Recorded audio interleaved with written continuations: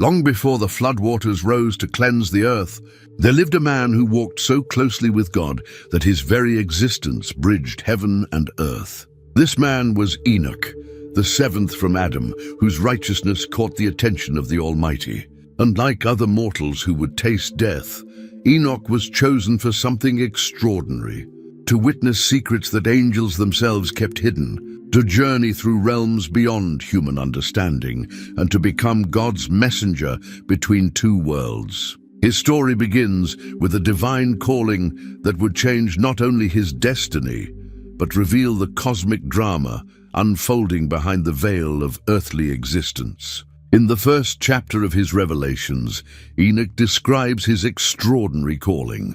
The words of the blessing of Enoch, wherewith he blessed the elect and righteous, who will be living in the day of tribulation, when all the wicked and godless are to be removed. And he took up his parable and said, Enoch, a righteous man, whose eyes were opened by God, saw the vision of the Holy One in the heavens, which the angels showed me, and from them I heard everything. And from them I understood as I saw, but not for this generation, but for a remote one. God opened Enoch's spiritual eyes in ways no human had ever experienced. Suddenly, the boundary between the physical and spiritual worlds dissolved before him. Angels appeared, not as distant, mysterious beings, but as his guides and teachers. These heavenly messengers led him through what he would later describe as 7 levels of heaven, each more glorious and terrifying than the last. As Enoch ascended through these celestial spheres, he encountered guardian angels who had watched over creation since its beginning. These weren't the fallen ones who would later bring corruption to earth, but faithful servants of the Most High, who had maintained their holy stations. They showed him wonders that human language could barely describe: the throne room of God, the storehouse of winds, the treasury of snow and hail, and the foundations upon which the entire universe rested. The angels spoke to Enoch not in riddles or parables, but with crystal clarity about things that were, things that are, and things that would come to pass. They revealed that his journey had a specific purpose. He was to become a witness to both heaven's glory and the terrible rebellion that was about to unfold on earth. This wasn't merely a spiritual experience for his own benefit, but preparation for the most important mission any human had ever received. Through these initial visions, Enoch learned that the spiritual realm operated by laws just as fixed as those governing the physical world. Every star had its course, every wind its boundary, every angel its appointed task. This divine order would soon be shattered by rebellion, making Enoch's role as witness and messenger all the more crucial. The archangels who guided Enoch through the heavenly realms began revealing cosmic secrets that had been hidden since the foundation of the world. They showed him how God had spoken creation into existence, not as a simple command, but as an intricate symphony of divine power that established every law governing the universe. Michael, Gabriel, Raphael, and Uriel, the 4 archangels who stood closest to God's throne, took turns explaining the mysteries of creation to their human student. They revealed how the earth was positioned at the center of God's cosmic design, held in place by invisible pillars that extended down into the great deep. The foundations of the earth weren't random geological formations, but carefully placed supports that demonstrated God's architectural mastery. The angels explained how light and darkness had been separated not just in time, but in essence. Light representing God's holiness and truth, darkness representing the absence of divine presence. They showed Enoch the chambers where winds were stored, each type serving a specific purpose in God's maintenance of the world. Some winds brought rain for blessing, others brought judgment and destruction. Enoch learned about the paths of the sun and moon, how their courses had been established to mark times and seasons for humanity. The stars weren't random points of light, but each had been positioned by God's own hand to serve as signs for those who understood their language. This knowledge would later prove crucial when some angels would teach forbidden astronomical secrets to corrupt mankind. The archangels revealed the structure of the heavens themselves, not just one heaven, but multiple levels, each serving different purposes in God's cosmic administration. The highest heaven contained God's throne, surrounded by creatures whose sole purpose was worship. Lower heavens housed the angels responsible for various aspects of creation's maintenance. Most significantly, the angels revealed to Enoch the principle of divine order that governed all existence. Every created being had a designated place and purpose, and happiness came from fulfilling that role. This cosmic order would soon be challenged by angels who desired to abandon their assigned positions, leading to consequences that would affect all creation. As Enoch continued his celestial education, the angels revealed a disturbing development that was already beginning to unfold on earth. A group of powerful angels known as the Watchers, originally assigned to observe and guard humanity, had begun to harbor forbidden desires for human women. The Book of Enoch provides the specific details of this rebellion in chapter 6. And it came to pass, when the children of men had multiplied, that in those days were born unto them beautiful and comely daughters. And the angels, the children of the heaven, saw and lusted after them, and said to one another, Come, let us choose us wives from among the children of men, and beget us children. The leader of this rebellious group was an angel named Shemihazah, whose name ironically meant, My name has seen, referring to his constant sight of God. Yet this angel who had beheld God's glory was now planning the greatest act of cosmic treason. Aware of the magnitude of what he was proposing, Shemihazah expressed his fears to his fellow conspirators. I fear ye will not indeed agree to do this deed, and I alone shall have to pay the penalty of a great sin. But the other angels, equally consumed by lust, encouraged him to proceed. They made a pact that would echo through history. Let us all swear an oath, and all bind ourselves by mutual imprecations, not to abandon this plan, but to do this thing. This wasn't a momentary lapse in judgment, but a calculated decision to rebel against their Creator. 200 angels participated in this oath of rebellion. They chose Mount Hermon as their meeting place, and the very mountain seemed to shudder under the weight of their blasphemous vow. The text records, And they were in all 200, who descended in the days of Jared on the summit of Mount Hermon, and they called it Mount Hermon, because they had sworn and bound themselves by mutual imprecations upon it. The angels' names are carefully recorded, revealing both their former glory and their coming shame. Besides Shemihazah, there was Arachiel, who would teach forbidden signs of the earth, Armaros, who would reveal the solving of enchantments, and Azazel, who would become the most corrupting influence of all.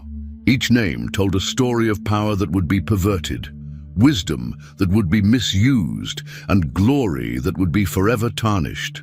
This rebellion represented more than sexual impropriety. It was a complete abandonment of divine order. These angels were leaving their assigned posts, abandoning their heavenly nature, and seeking to create a hybrid race that had no place in God's plan. The consequences would prove catastrophic for both heaven and earth. The unholy union between the fallen Watchers and human women produced offspring that defied the natural order of creation. These beings, known as the Nephilim or giants, represented a corruption of both angelic and human nature. Their very existence was an abomination that would bring violence and chaos to the entire world.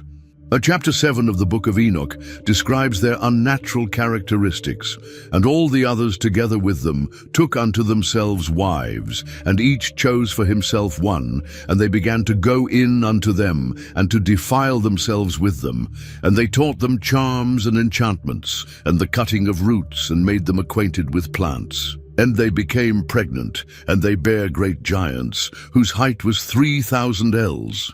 These giants weren't merely tall humans. They were beings whose size and appetites were beyond anything the world had ever seen. 3,000 ells would make them approximately 4,500 feet tall, though some scholars suggest this might be a copying error, and they were perhaps 300 cubits, still making them giants of enormous proportions. Regardless of their exact height, they were creatures whose physical presence dominated the landscape. But their size was only the beginning of the problem. The giants possessed appetites that matched their enormous bodies, who consumed all the acquisitions of men, and when men could no longer sustain them, the giants turned against them and devoured mankind. What had begun as supernatural beings living among humans quickly devolved into predators, consuming their human neighbors. The violence escalated as the giants began turning on each other, and they began to sin against birds and beasts and reptiles and fish, and to devour one another's flesh and drink the blood. The natural order that God had established, where each creature had its place in the food chain, was completely overturned. These hybrid beings recognized no boundaries, consumed everything in their path, and brought a level of violence to Earth that had never existed before. The Nephilim weren't content with physical destruction alone. Having inherited supernatural knowledge from their angelic fathers, they used this wisdom for evil purposes. They established themselves as gods among humans, demanding worship and sacrifice. Their very presence corrupted the moral atmosphere of the earth, making violence and rebellion seem normal and acceptable. Genesis chapter 6 confirms this escalation of evil. The earth also was corrupt before God, and the earth was filled with violence. And God looked upon the earth, and behold, it was corrupt, for all flesh had corrupted his way upon the earth. The Nephilim had succeeded in corrupting not just their immediate environment, but the entire moral foundation of human civilization. As violence and corruption spread across the earth through the influence of the giants and their angelic fathers, the blood of innocent victims began crying out to heaven for justice. This wasn't merely metaphorical language. Enoch learned that the very ground was absorbing the blood of the righteous, and their cries were ascending directly to God's throne. Chapter 8 of the book of Enoch records this cosmic complaint. And now behold, the souls of those who have died are crying and making their suit to the gates of heaven, and their lamentations have ascended, and cannot cease because of the lawless deeds which are wrought on the earth. The spiritual realm was being flooded with the prayers and pleas of those suffering under the oppression of the giants and the corrupted knowledge spread by the fallen angels. These weren't general prayers for help, but specific accusations against the Watchers and their offspring. The souls of the righteous dead were calling for divine justice, asking why God was allowing such evil to continue unchecked. Their cries reached the 4 archangels who stood closest to God's throne: Michael, Gabriel, Raphael, and Uriel. The archangels brought these complaints directly before the Almighty, and they said to the Lord of the rulers, "He is Lord of lords, and God of gods, and King of kings, and the seat of his glory stands unto all the generations of the world, and thy name is holy and blessed and glorious unto all the generations of the world. Thou hast made all things, and power over all things hast thou, and all things are naked and open in thy sight, and thou seest all things, and nothing can hide itself from thee." The archangel's petition continued with specific charges against the fallen Watchers. "Thou seest what Azazel hath done, who hath taught all unrighteousness on earth, and revealed the eternal secrets which were preserved in heaven, which men were striving to learn. And Shemihazar, to whom thou hast given authority to bear rule over his associates. And they have gone to the daughters of men upon the earth, and have slept with the women, and have defiled themselves, and revealed to them all kinds of sins." This wasn't just a report about misconduct. It was a formal indictment before the highest court in the universe. The archangels were acting as prosecutors, presenting evidence of cosmic treason that demanded immediate judgment. They pointed out that the fallen angels hadn't just sinned themselves, but had corrupted the entire human race by teaching forbidden knowledge.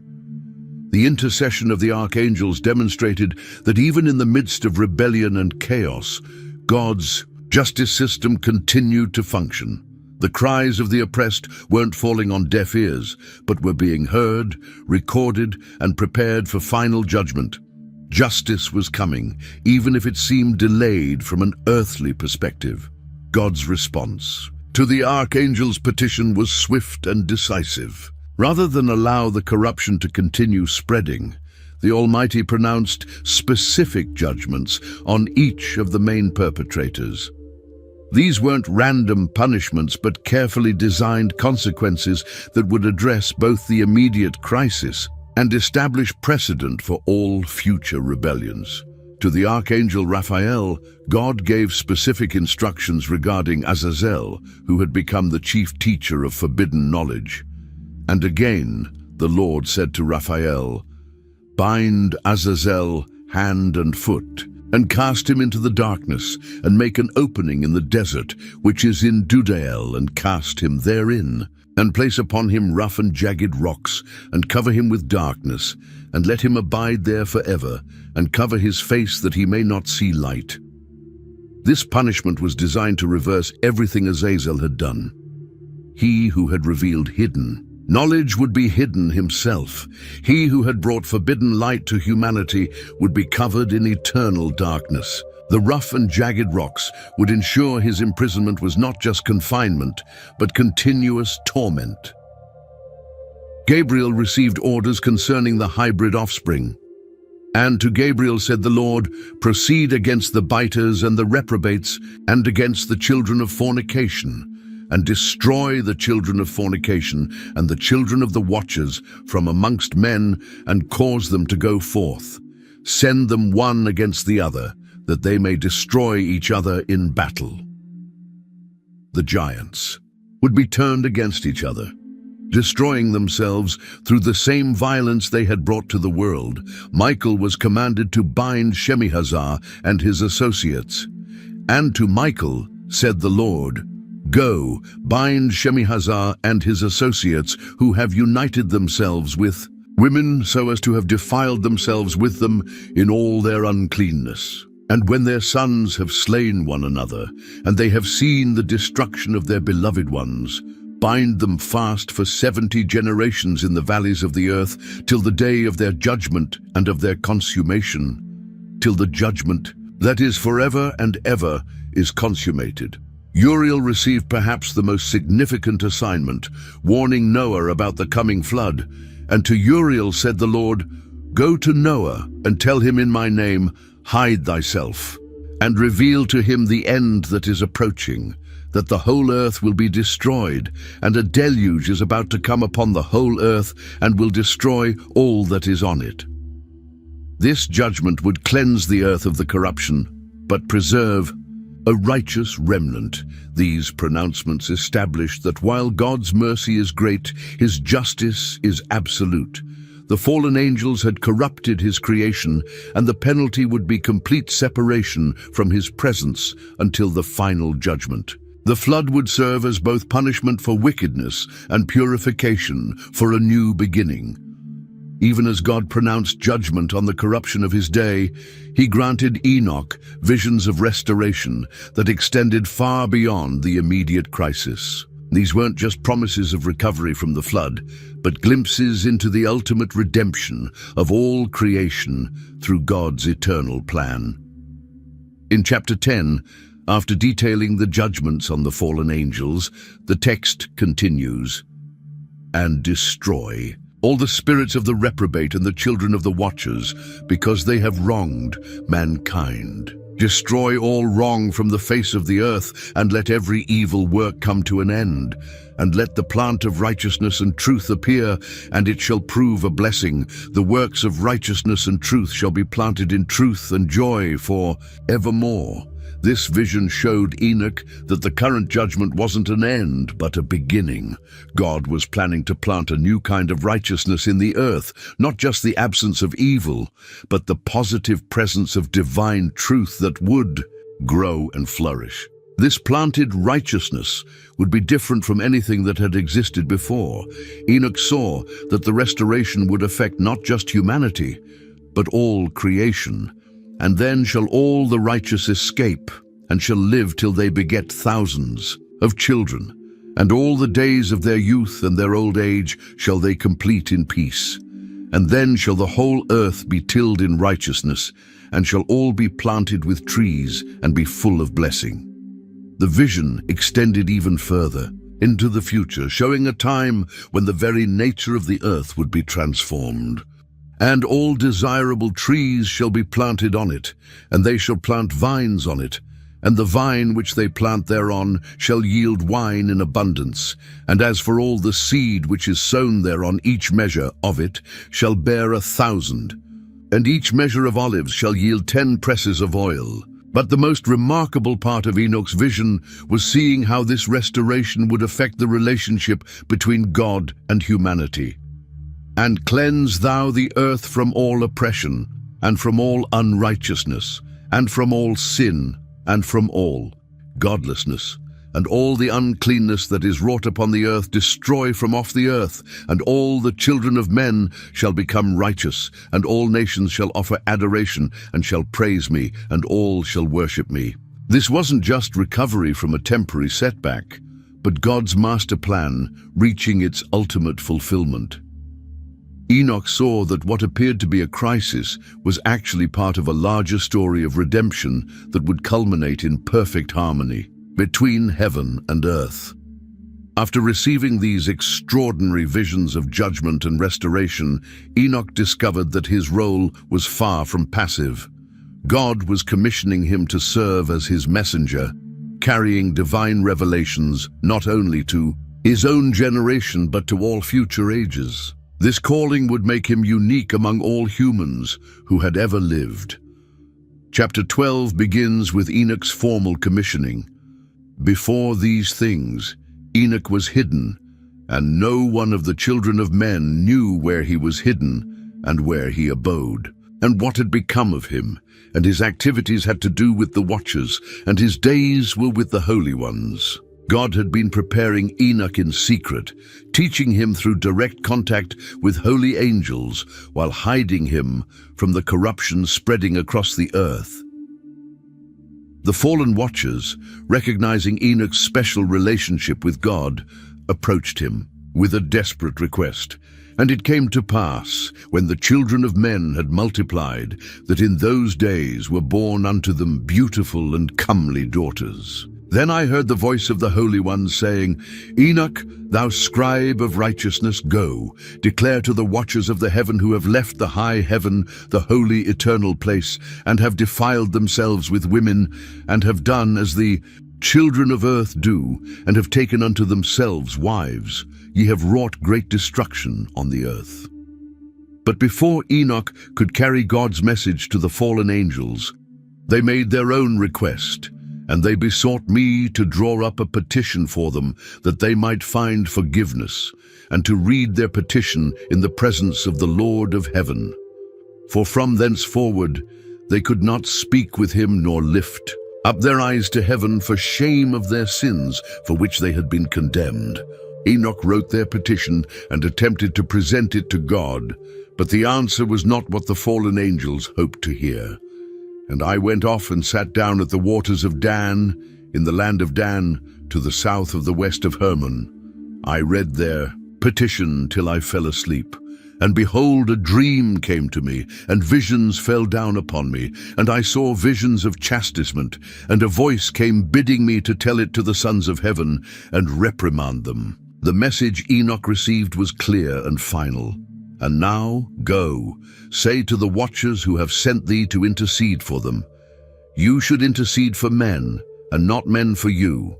Wherefore have ye left the high, holy, and eternal heaven, and lain? with women, and defiled yourselves with the daughters of men, and taken to yourselves wives, and done like the children of earth, and begotten giants as your sons. And though ye were holy, spiritual, living the eternal life, you have defiled yourselves with the blood of women, and have begotten children with the blood of flesh, and, as the children of men, have lusted after flesh and blood, as those also do who die and perish. This commission established Enoch as the first human prophet in the full sense, someone called to speak God's words exactly as received, regardless of how unwelcome the message might be. His role as messenger between heaven and earth was not just for his lifetime, but would extend through all generations as his written revelations preserved God's warnings and promises for future ages. Through this divine calling, Enoch became the bridge between the world before the flood and all subsequent history, carrying forward the testimony of God's justice and mercy through the greatest crisis creation had ever faced. His writings would serve as a permanent witness to both God's hatred of sin and his ultimate plan for restoration. After witnessing the corruption of the fallen angels and receiving God's judgment upon them, Enoch was granted even greater visions that would reveal the ultimate destiny of all creation. These weren't just glimpses of punishment for the wicked, but detailed revelations about the coming Messiah who would restore all things. Through 3 remarkable parables, Enoch saw how God's plan of redemption would unfold through a divine figure called the Son of Man, the Chosen One, and the Righteous One. This Messiah would not only judge the earth, but would reign forever in perfect justice, bringing about the resurrection of the dead and establishing an eternal kingdom where righteousness would dwell. The visions Enoch received went far beyond his own time, showing him the end of all ages and the beginning of God's eternal reign. In chapter 37 of the book of Enoch, a new phase of revelations began when he received his second vision. The text records, "The second vision which he saw, the vision of wisdom which Enoch the son of Jared, the son of Mahalaleel, the son of Canaan, the son of Enos, the son of Seth, the son of Adam, saw."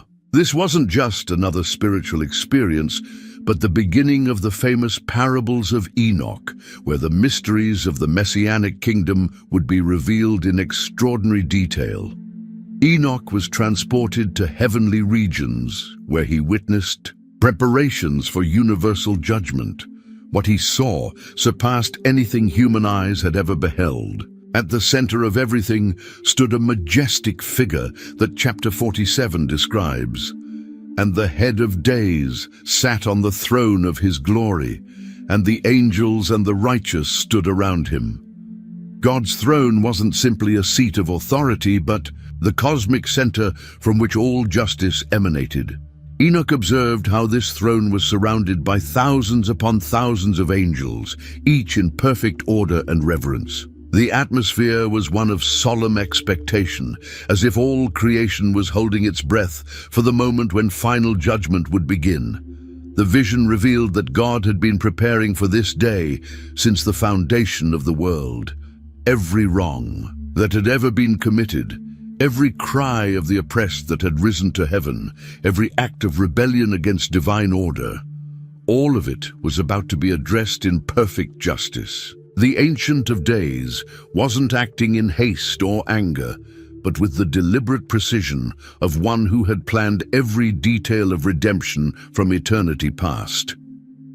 Enoch saw that this wasn't merely about punishment, but about the complete restoration of divine order. The chaos that had entered creation through the rebellion of angels and the corruption of humanity was about to be set right forever. The throne room of God was the command center for the most important operation in the history of the universe. As Enoch continued to observe the heavenly court, his attention was drawn to another figure of tremendous significance. Chapter 46 provides the crucial details. And there I saw one who had a head of days, and his head was white like wool, and with him was another individual whose countenance was like the appearance of a man, and his face was full of graciousness, like one of the holy angels. This second figure wasn't just another angel or heavenly being, but someone who possessed both divine and human characteristics. When Enoch asked his angelic guide about this mysterious person, the answer would change. His understanding of God's plan forever. The guide explained, "This is the Son of Man who hath righteousness, with whom dwelleth righteousness, and who revealeth all the treasures of that which is hidden." The Son of Man wasn't a created being who had earned his position through good works or faithful service. Instead, chapter 48 reveals his eternal nature, and at that hour that Son of Man was named in the presence of the Lord of Spirits, and his name before the head of days. Yea, before the sun and the signs were created, before the stars of the heaven were made, his name was named before the Lord of Spirits. This revelation showed Enoch that God's plan of redemption wasn't an afterthought or emergency response to the fall of angels and corruption of humanity. Before the first star was lit or the first day dawned, the Son of Man had already been chosen and prepared for his role as both judge and savior. His very existence bridged the gap between heaven and earth, between divine justice and human need. The Son of Man possessed attributes that belonged to God alone, yet he was also described in terms that related to humanity. This wasn't a contradiction, but the perfect solution to the cosmic problem of sin and rebellion. Only someone who was fully divine could execute perfect justice, yet only someone who understood human nature could show appropriate mercy. Chapter 49 continues the description. For he is mighty in all the secrets of righteousness, and unrighteousness shall disappear as a shadow and have no continuance, because the elect one standeth before the Lord of Spirits, and his glory is for ever and ever, and his might unto all generations. One of the most startling revelations Enoch received concerned what would happen to those who had died in faith before the coming of the Son of Man. Chapter 51 addresses this directly. And in those days shall the earth also give back that which has been entrusted to it, and Sheol also shall give back that which it has received, and hell shall give back that which it owes. This wasn't speaking metaphorically about spiritual awakening or symbolic rebirth. Enoch saw a literal resurrection where the bodies of the righteous dead would be restored and reunited with their souls. The text continues. For in those days the elect one shall arise, and he shall choose the righteous and holy from among them. For the day has drawn nigh that they should be saved. The resurrection wouldn't be a general raising of all the dead, but a selective calling forth of those who had remained faithful to God despite persecution and hardship. These righteous individuals had often died without seeing God's promises fulfilled, but they wouldn't be forgotten in the day of restoration. Chapter 51 provides more details. And the earth shall give up those who are treasured up within it, and Sheol shall give up those who are treasured up within it, and the righteous and elect shall be saved, and they shall not thenceforth see corruption. The resurrection would reverse the effects of death itself.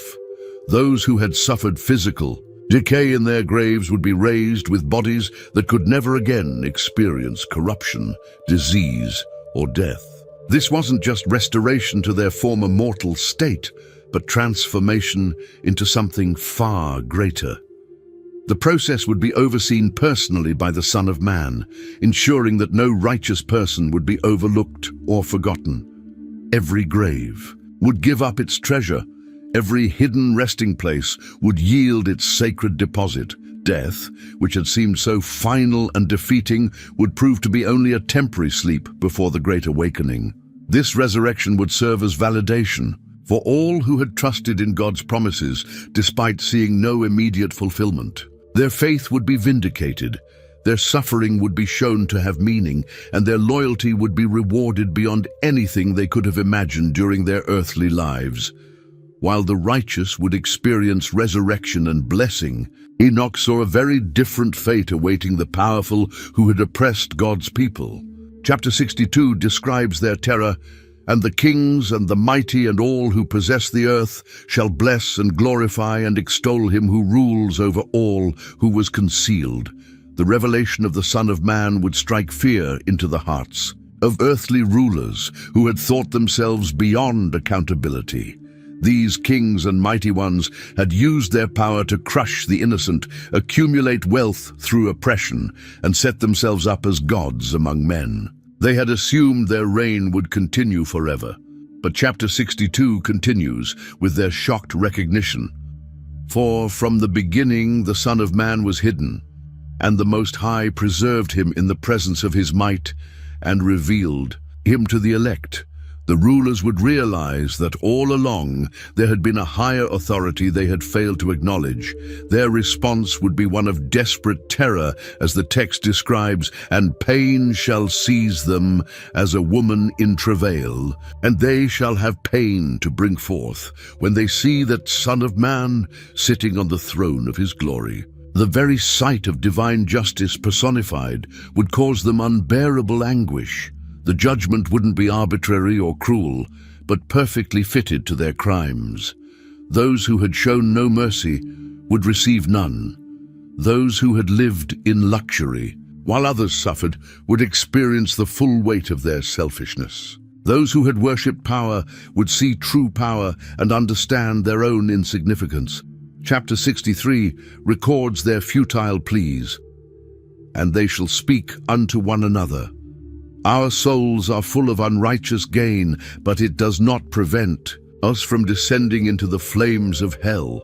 They would finally understand that all their earthly accumulations meant nothing in the face of divine justice.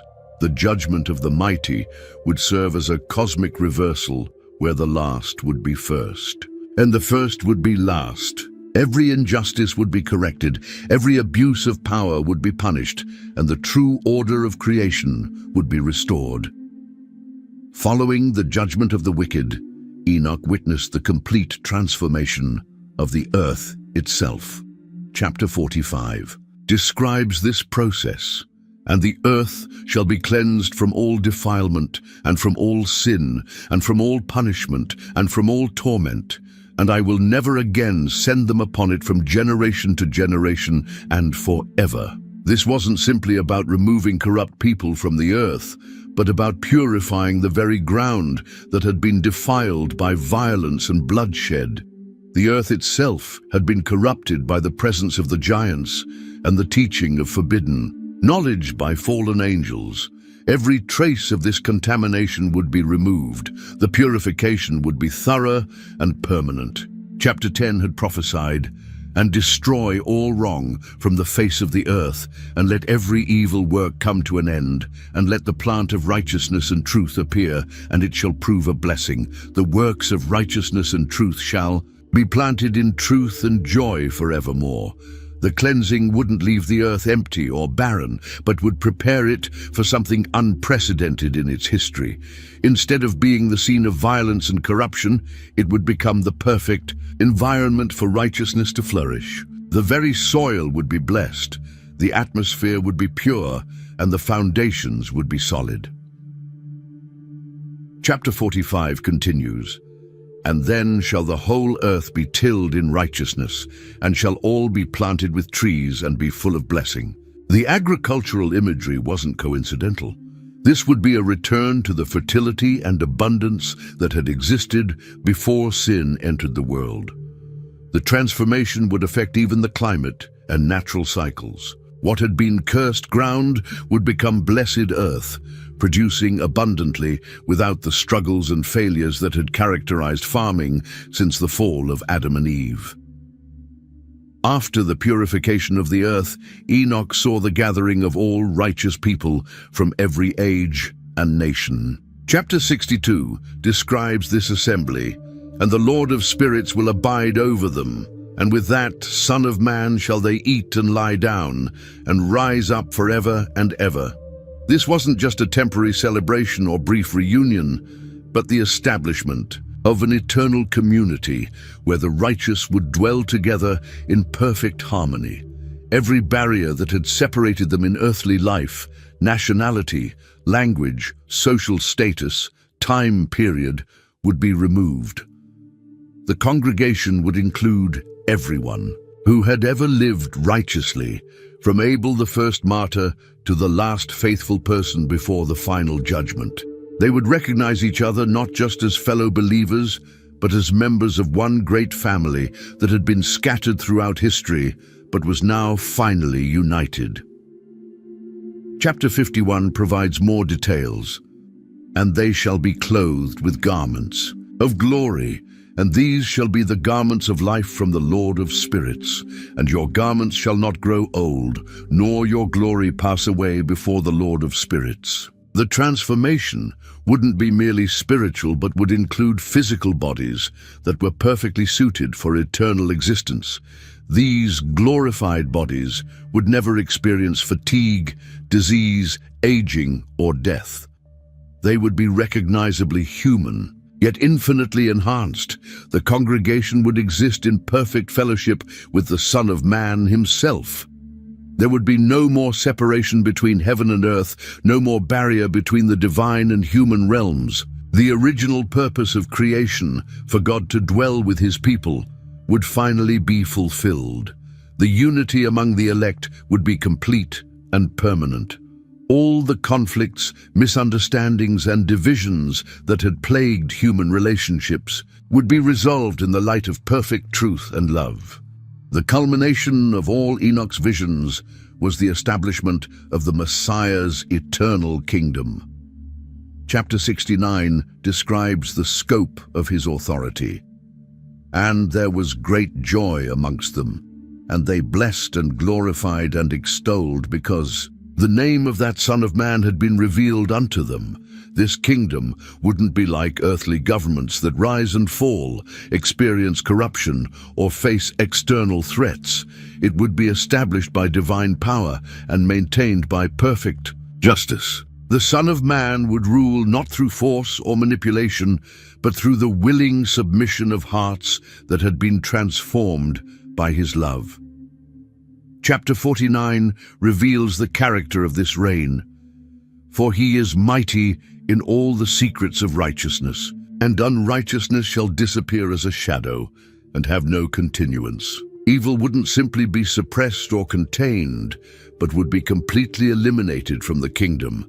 The government would operate on principles that had never been fully implemented in earthly kingdoms. Perfect justice would be administered without corruption or favoritism. Perfect mercy would be shown without compromising righteousness. Perfect wisdom would guide every decision without the possibility of error. Chapter 67 describes the peace that would characterize this kingdom. And in those days the angels shall return and hurl themselves to the east upon the Parthians and Medes.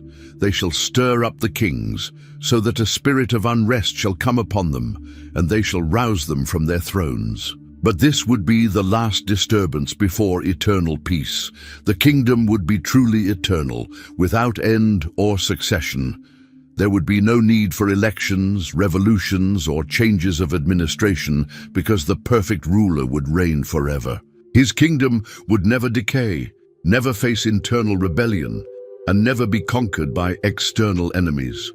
All creation would find its ultimate purpose and fulfillment in this kingdom, where righteousness would dwell forever. In the final revelation of the parables, Enoch learned about the complete knowledge that would be given to the righteous in the eternal kingdom. Chapter 46 speaks of the Son of Man as one who revealeth all the treasures of that which is hidden. Throughout history, human knowledge had been limited and often corrupted. The fallen angels had taught forbidden knowledge that led to destruction, while much beneficial knowledge remained hidden from human understanding. In the kingdom, all truth would be revealed without danger or corruption. The righteous would understand the complete plan of God from creation to consummation. Every question that had puzzled them during earthly life would be answered. Every mystery that had seemed impossible to solve would be clarified. Every apparent contradiction in God's dealings would be resolved. Chapter 48 describes this revelation. And he shall be the light of the Gentiles and the hope of those who are troubled in heart. The knowledge wouldn't be merely intellectual satisfaction, but would bring perfect understanding of God's love and justice. The wisdom wouldn't be given gradually or partially as it had been on earth, but would be complete and immediate. The righteous would have the mental capacity to receive and process infinite truth without being overwhelmed or confused. Chapter 69 concludes, "And wisdom is poured out like water, and glory faileth not before him for evermore." This wisdom would be like an inexhaustible fountain, always fresh, always abundant, always perfectly suited to every need and situation. The revelation of complete truth would be one of the greatest joys of the eternal kingdom, satisfying the deepest longings of every heart that had sought to understand God's ways during the trials and mysteries of earthly existence. As Enoch's prophetic visions reached their climax, he was shown the final chapter of human history, a time when heaven and earth would converge in the most dramatic events ever witnessed. These weren't distant, abstract concepts, but vivid revelations of how God would bring all things to their appointed end. The visions revealed specific signs that would herald the approach of the final judgment, cosmic disturbances that would shake the very foundations of creation, and the ultimate moment when the heavens themselves would be torn open to reveal the Son of Man in all his glory. Through these final revelations, Enoch saw how every promise of God would be fulfilled, every injustice would be corrected, and every faithful heart would be vindicated in the great consummation of all ages. In chapter 80 of his prophecies, Enoch received alarming visions about the disruption of celestial order that would signal the approach of the end times. The text records, "And in the days of the sinners the years shall be shortened, and their seed shall be tardy on their lands and fields, and all things on the earth shall alter and shall not appear in their time." This wasn't mere poetic language about difficult times, but literal descriptions of how the fundamental laws governing creation would begin to break down. The sun, moon, and stars that had maintained their courses since the foundation of the world would start to deviate from their appointed paths. What had been reliable and predictable for thousands of years would become chaotic and unpredictable. Chapter 78 provides more specific details. "And many chiefs of the stars shall transgress the order prescribed, and these shall alter their orbits and tasks, and not appear at the seasons prescribed to them." The stars that had served as signs for seasons, navigation, and timekeeping would no longer function according to their original design. The disruption wouldn't be gradual or subtle, but dramatic enough to be noticed by everyone on Earth. People who had depended on celestial movements for agriculture, travel, and religious observances would find themselves confused and disoriented. The very foundations of their understanding about how the world worked would be shaken. Chapter 80 continues, "And the whole order of the stars shall be concealed from the sinners, and the thoughts of those on the earth shall err concerning them, and they shall be altered from all their ways. Yea, they shall err and take them to be gods." The cosmic disruptions would have spiritual as well as physical consequences. As people lost their understanding of natural order, they would turn to false explanations and idol worship. The breakdown of creation's harmony would lead to the breakdown of truth itself among those who had already rejected God. These celestial signs wouldn't be random cosmic accidents, but deliberate signals from the Creator that the end of the current age was approaching. Just as Noah had been warned of the coming flood, the disruption of heavenly order would serve as a warning to prepare for even greater changes ahead. While the heavens were being disturbed, Enoch saw that the earth itself would experience unprecedented upheavals. Chapter 83 describes his vision. "And I saw in a vision how the heavens collapsed and were borne off and fell to the earth." This represented not just physical disasters, but the complete breakdown of the barrier between the spiritual and material worlds. Earthquakes would increase in frequency and intensity beyond anything previously recorded. Chapter 60 describes, "And the earth shall tremble and shake to its foundations, and the high mountains shall be made low, and the hills shall be dissolved like wax before the fire." These wouldn't be isolated natural disasters, but part of a global transformation that would reshape the entire planet. The weather patterns that had remained relatively stable throughout human history would become chaotic and destructive. Storms would arise with unprecedented fury. Floods would devastate regions that had never experienced them, and droughts would affect areas that had always been fertile. The predictable cycles of rain and sunshine that enabled agriculture would be disrupted. Chapter 100 provides additional details. "And in those days, the desolate mother shall go forth far beyond her children, and the beautiful land shall become desolate, and the flourishing olive tree shall be desolate." The earth's ability to sustain life would be dramatically reduced as natural systems collapsed under the weight of divine judgment. Plagues and diseases would spread with unprecedented speed and severity. Conditions that had been easily treatable would become fatal, and new ailments would appear that would baffle medical knowledge. The very air and water would become contaminated in ways that would threaten all living creatures, but these earthly signs wouldn't affect everyone equally. Chapter 96 reveals, "And the righteous shall not fear the wicked, for God will again deliver the righteous into their hands, that they may execute judgment upon them." The faithful would be supernaturally protected even as chaos reigned around them. The purpose of these earthly upheavals wouldn't be merely punitive, but would serve to separate those who truly trusted in God from those who relied on earthly security. When all human systems failed, only those with genuine faith would find peace and protection. Among the most disturbing visions Enoch received were those showing the spiritual condition of humanity in the final days. Chapter 91 describes this period. "And after that there shall be another, the 8th week, that of righteousness, and a sword shall be given to it, that a righteous judgment may be executed on the oppressors, and sinners shall be delivered into the hands of the righteous." But before this final week of righteousness would come a time of unprecedented spiritual darkness. Chapter 94 records the warning. "Woe to you, ye sinners, for your riches make you appear like the righteous, but your hearts convict you of being sinners, and this word shall be a testimony against you for a memorial of your evil deeds."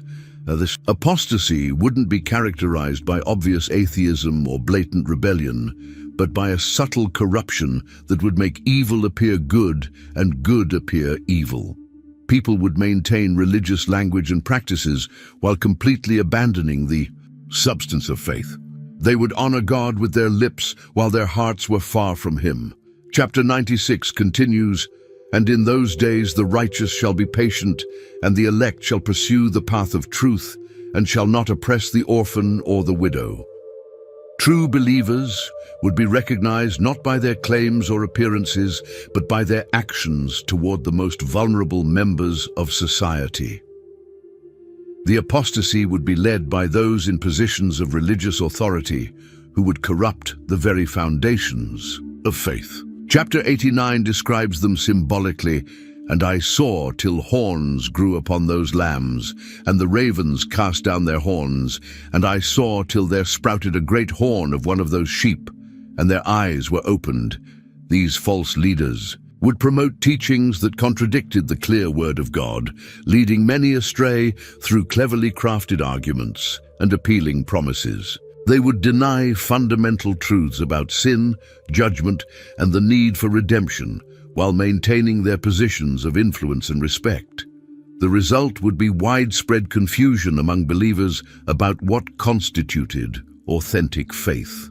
Chapter 104 warns, "Fear not the sinners, ye righteous, for again will the Lord deliver them into your hands, that ye may execute judgment upon them according to your desires."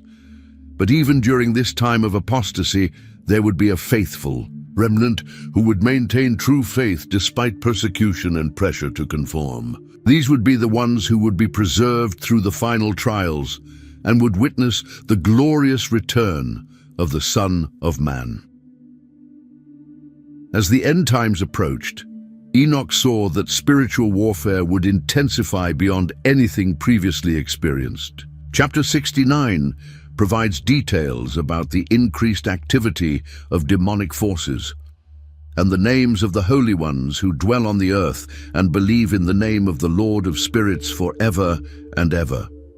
This wasn't just about individual temptation or personal spiritual struggles, but about systematic deception on a global scale. The fallen angels and their demonic offspring would be given greater freedom to influence human affairs as God's restraining hand was gradually lifted in preparation for final judgment.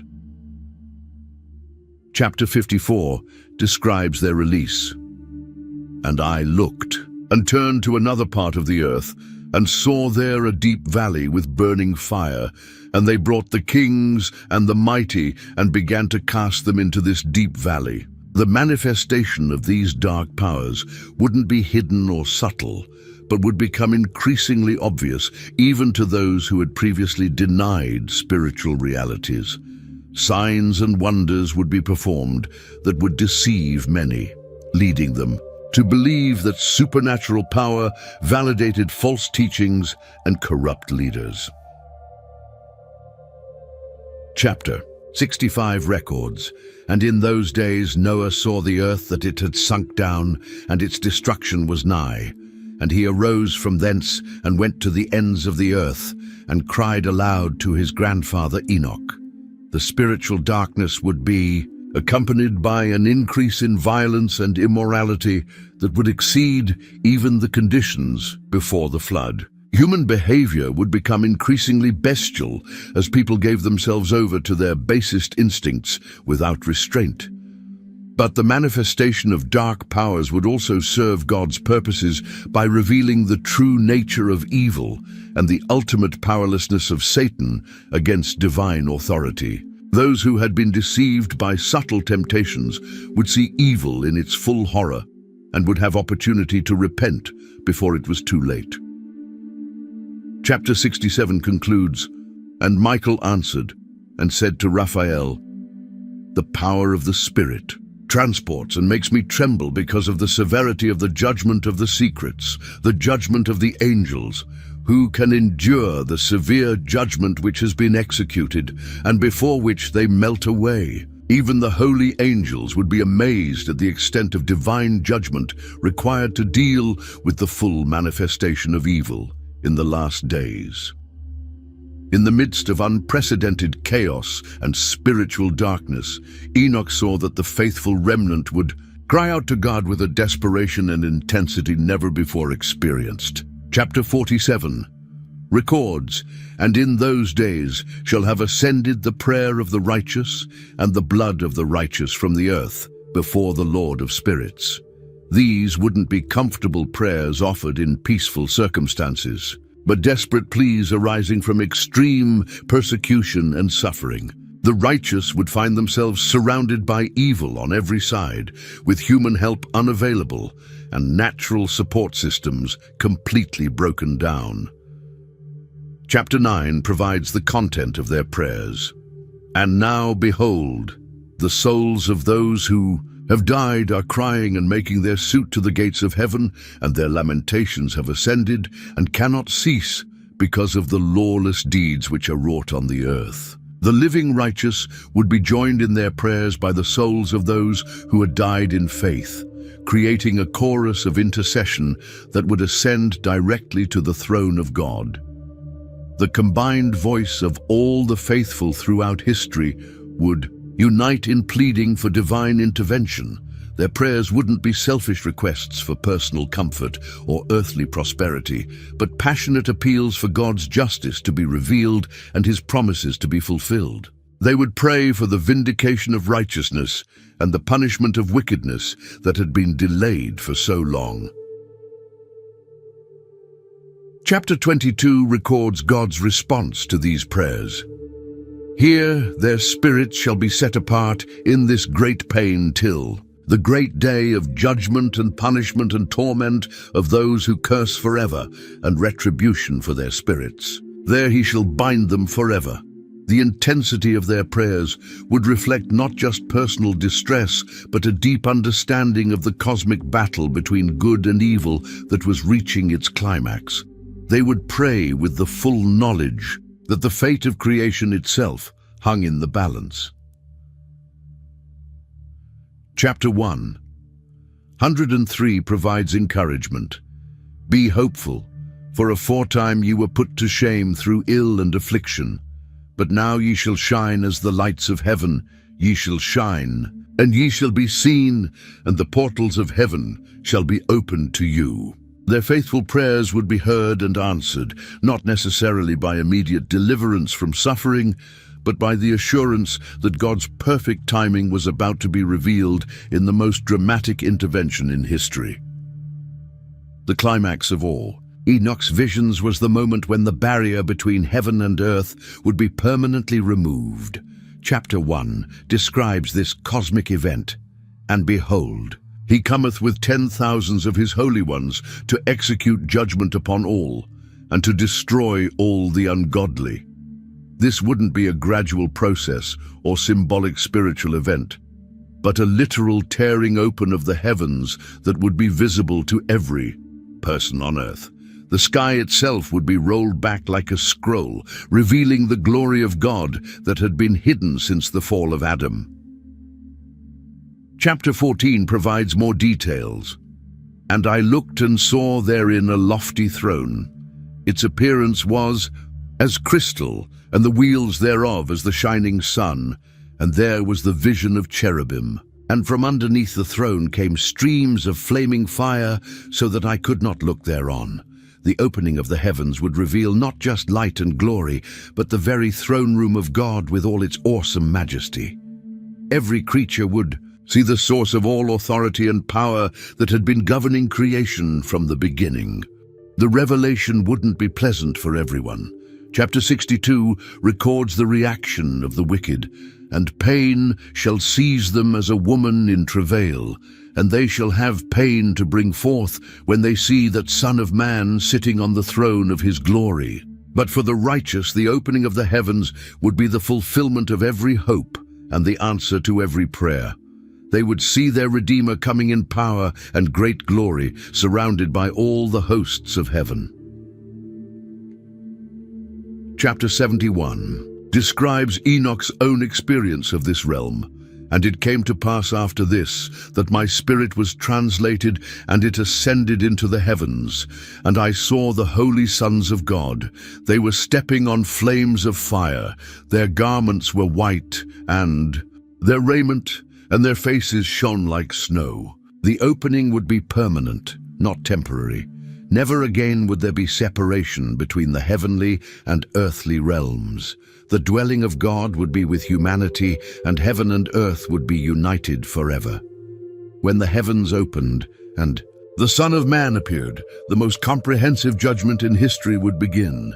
Chapter 90 records, And I saw till a throne was erected in the pleasant land, and the Lord of the sheep sat upon it, and the other took the sealed books and opened the books before the Lord of the sheep.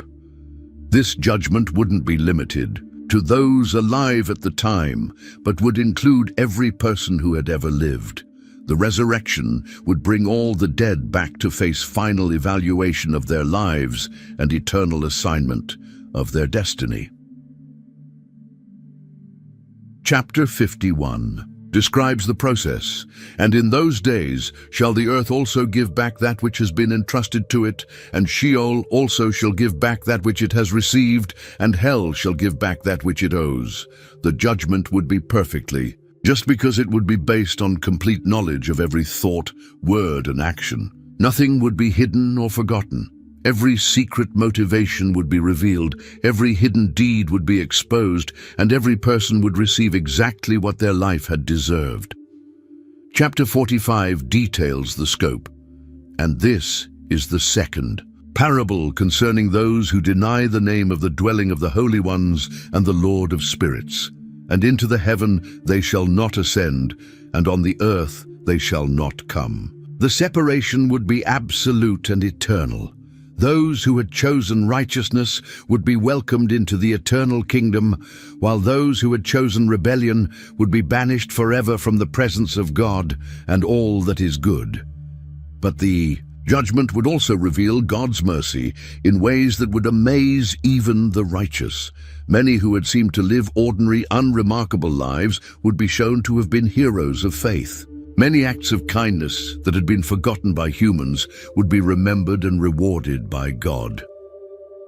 Chapter 62 concludes, "And the righteous and elect shall be saved on that day, and they shall never thenceforth see the face of the sinners and unrighteous." The judgment would bring perfect closure to history's greatest questions about justice, meaning, and the ultimate triumph of good over evil.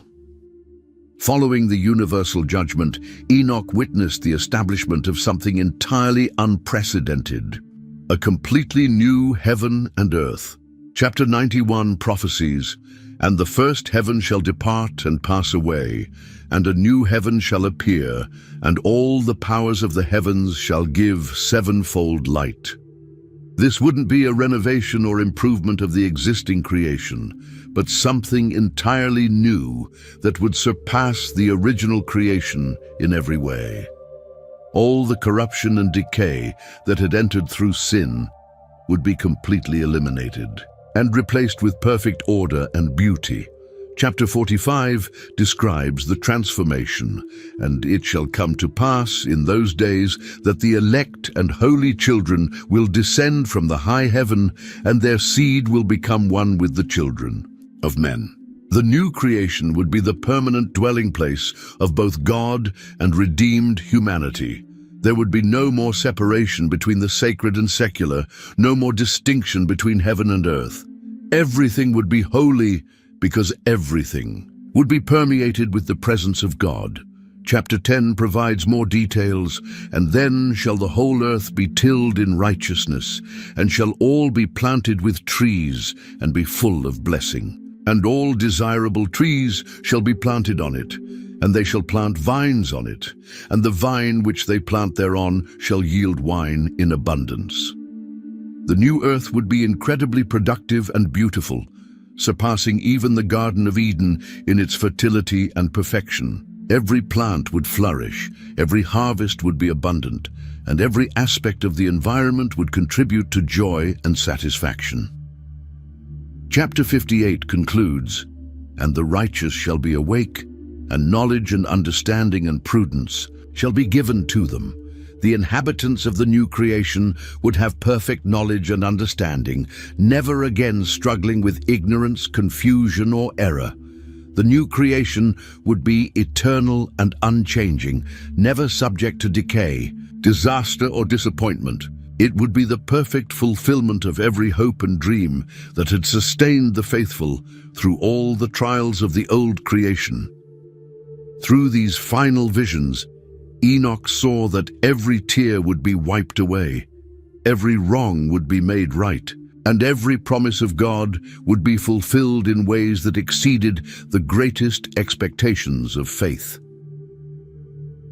As we reach the end of this incredible journey through Enoch's prophetic visions, we stand amazed at the scope and grandeur of what this righteous man was allowed to witness. From his first glimpse into the heavenly realms to his final visions of the new creation, Enoch saw the complete story of God's plan for humanity, a story that spans from the corruption of the Watchers to the ultimate triumph of righteousness.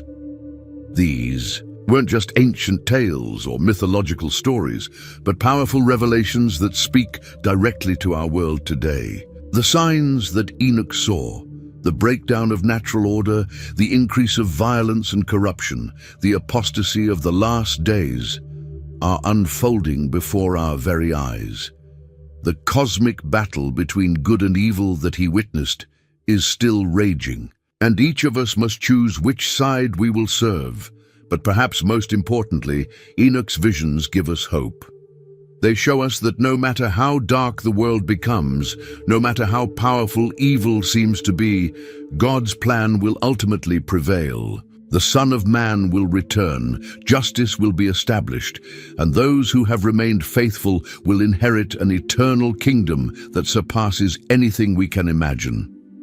The day is coming when the heavens will be torn open, when every knee will bow, and when every tongue will confess that righteousness has triumphed. The question is, will you be ready? Will you be counted among the elect who have chosen to walk with God? Or will you be among those who are caught unprepared when that great day arrives? Enoch's message to us across the centuries is clear. The time to choose is now. The time to repent is today. The time to align our lives with God's eternal purposes is while we still have breath in our bodies.